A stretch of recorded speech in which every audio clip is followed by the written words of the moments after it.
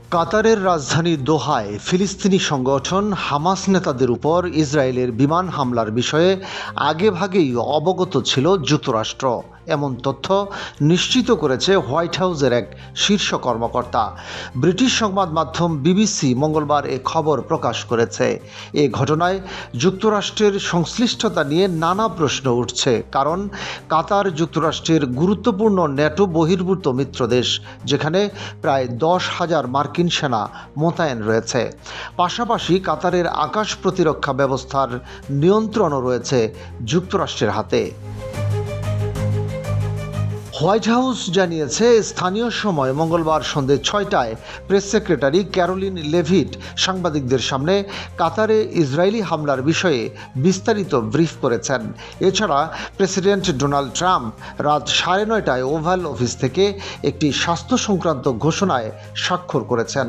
সেই সময় সাংবাদিকরা ইসরায়েলি হামলা প্রসঙ্গে সরাসরি বেশ কিছু প্রশ্ন করার সুযোগ পেয়েছেন।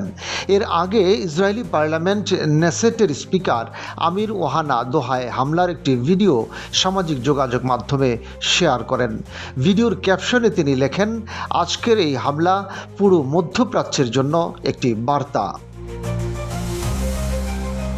এদিকে কাতারে ইসরায়েলি হামলার তীব্র সমালোচনা করেছে মধ্যপ্রাচ্যের বিভিন্ন দেশ।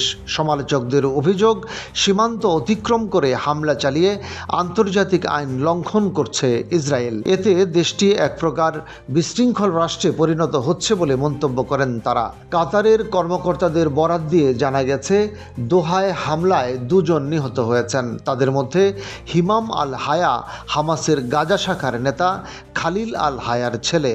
অপরজন জিহাদ লাবাদ, যিনি খালিল আল হায়ার দপ্তরের পরিচালক ছিলেন। তবে কোনো শীর্ষ হামাস নেতা নিহত হননি।